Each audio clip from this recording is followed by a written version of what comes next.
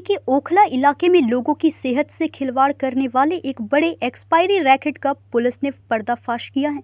दक्षिण पूर्व जिला पुलिस ने कार्रवाई करते हुए कंपनी के मालिक समेत 7 आरोपियों को गिरफ्तार किया है। जांच में खुलासा हुआ कि एक्सपायरी हो चुके cold drink, Maggi, Bournvita, Horlicks, घी और कई अंतर्राष्ट्रीय ब्रांड के उत्पादों की एक्सपायरी डेट बदलकर उन्हें नए सामान के रूप में बाजार और ऑनलाइन प्लेटफॉर्म पर बेचा जा रहा था। पुलिस ने मौके से 20 लाख रुपए से अधिक कीमत का सामान, नकली label, barcode, MRP sticker, printing मशीनें और एक्सपायरी डेट बदलने वाले उपकरण बरामद किए हैं।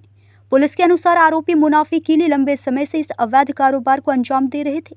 फिलहाल सभी आरोपियों से पूछताछ जारी है और पूरे नेटवर्क की जांच की जा रही है। नमस्कार, मुझे आप सभी को ये बताते हुए अत्यंत प्रसन्नता हो रही है कि दक्षिण पूर्वी जिला पुलिस, राष्ट्रीय मानव अधिकार आयोग और दक्षिण पूर्वी जिला प्रशासन की एक संयुक्त टीम ने कल यानी कि 2 जुलाई 2026 को एक ओखला इंडस्ट्रियल एरिया थाना क्षेत्र में एक फैक्ट्री पे रेड करके एक ऑर्गेनाइज सिंडिकेट का भांडाफोड़ किया है।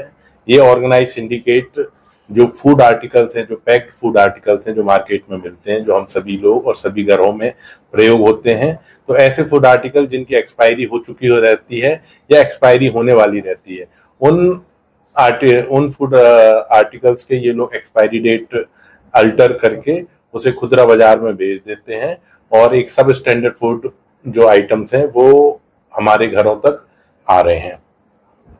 इस गिरोह के हमने कुल 7 सदस्यों को गिरफ्तार किया है, जिसमें जो इनका मुख्य सरगना है दर्शन सिंह, उसे भी गिरफ्तार कर लिया गया है।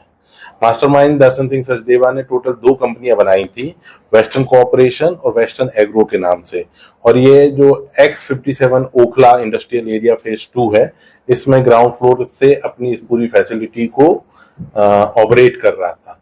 इनका मोडस ऑपरेंडी ये है कि ये जो भी पैक्ड फूड आर्टिकल है जो कि बहुत ही कॉमन मार्केट में अवेलेबल है, जैसे अगर पेय पदार्थों में देख ले तो थम्स अप है, पेप्सी है, कोक है, इसके अलावा पेपर बोट के जूसेस हैं, रियल के जूसेस हैं जो हम बच्चों को देते हैं, हॉर्लिक्स है, बॉर्नवीटा है, रेडी टू मेक कुक जो फूड आर्टिकल है जिसमें कि हमारे मैगी है, नेस्ले की, पास्ताज हैं और इवन जो हम घी खाते हैं, ये सारे आर्टिकल ये लोग क्या करते हैं, खुदरा बाजार से लेते हैं जिनकी एक्सपायरी डेट या तो गुजर चुकी होती है या बिल्कुल निकट होती है, और इसको अत्यंत कम दामों में लेके इनकी एक्सपायरी डेट को चेंज करके इसे फिर जो रिटेलरशिप के थ्रू बाहर बेच देते हैं और इसमें एक बहुत बड़ा मुनाफा ये लोग कमाते हैं।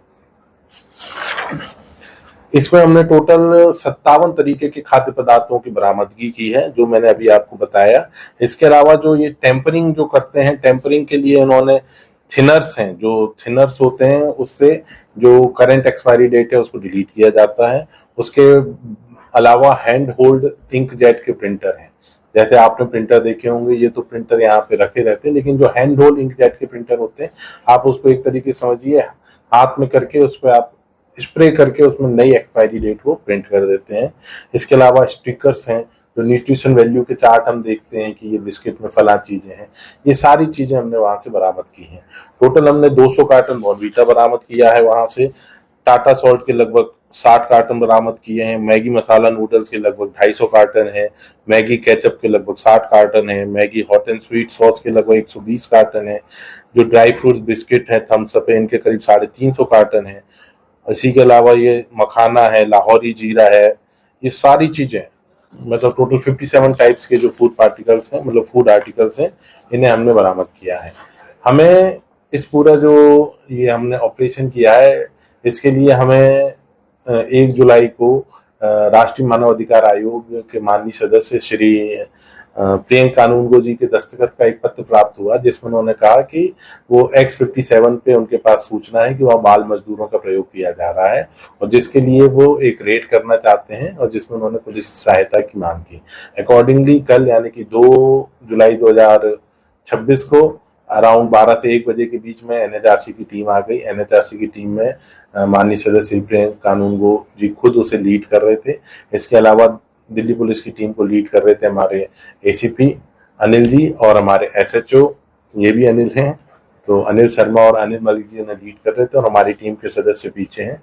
इसके अलावा लोकल जो हमारे जिला प्रशासन से तहसीलदार थे, लेबर डिपार्टमेंट के लोग थे, तो हम सभी ने मिलकर वहां पे रेड की, लेकिन वहां पे किसी तरीके के बाल मजदूरों का तो होना पाया नहीं गया। लेकिन इसी रेड के दौरान उसी प्रीमाइसेस में जहां बाल मजदूर होने की सूचना थी, वहां जब हमने देखा ये काम क्या कर रहे हैं, तो पता चला कि ये पूरी तरीके से इलीगल काम कर रहे हैं और जो फूड आर्टिकल अदरवाइज एक्सपायर होकर डिस्ट्रॉय हो जाना चाहिए, उन्हें वो दोबारा उनकी एक्सपायरी डेट को अल्टर करके उसे दोबारा मार्केट में बेच रहे हैं, जिससे आम जनता की स्वास्थ्य पे बहुत ही बुरा फर्क पड़ सकता है।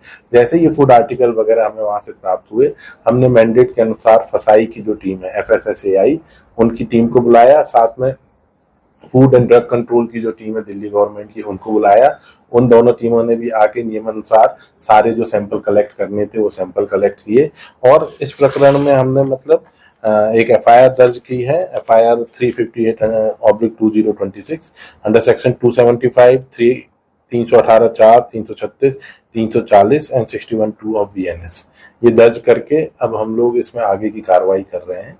और जो टोटल फूड आर्टिकल हमने जब्त किए हैं उसमें खुदरा बाजार में इनकी जो कीमत है लगभग 30 से 35 लाख रुपए या उससे ज्यादा की इसकी कीमत है।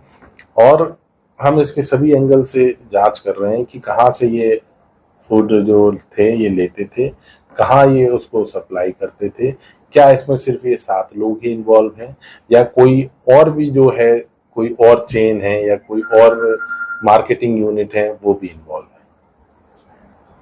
सर, इसमें जिस तरीके से प्रिंटिंग प्रेस वाले हैं उसको भी किया जाएगा? नहीं, प्रिंटिंग प्रेस का तो इसमें कोई होना नहीं पाया गया है। ये सिर्फ एक हैंड होल्ड प्रिंटर आते हैं, उसकी मदद से ये लोग उसकी जो एक्सपायरी डेट है वो चेंज करते हैं।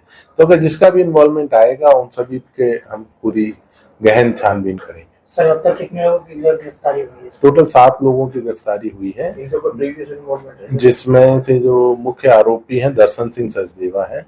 ये कार्य इनके जो अब तो जो पुत्र नहीं रहे, उन्होंने 2008 में शुरू किया था। 2013 में इनका जो बेटे थे उनकी मृत्यु हो गई, उसके बाद दर्शन सिंह ने ये काम खुद अपने हाथ में ले लिया। तो ये आप समझिए पिछले 15-17 वर्षों से ये एक इलीगल काम लगातार कर रहे हैं। सर, ये किस प्लेटफॉर्म का यूज करते थे? ऑनलाइन प्लेटफॉर्म पे भी बेचते थे या खुदरा बाजार में? तो अभी हम इसके हर पहलू पे इन्वेस्टिगेट कर रहे हैं।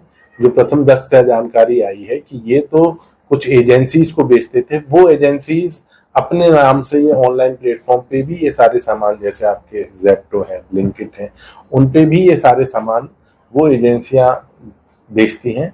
बट अभी बिल्कुल इनिशियल स्टेज में इन्वेस्टिगेशन है, इसमें अभी कुछ भी कहना जल्दबाजी होगी। न्यूज़ इंडिया 24 से काजल सिंह, ब्यूरो रिपोर्ट।